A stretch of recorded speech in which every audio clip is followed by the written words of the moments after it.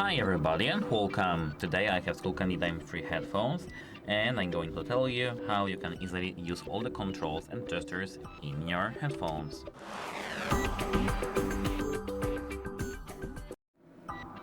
So, as you can see, here we do have our Spotify, and now, the first gesture that is useful is playing and pausing our music.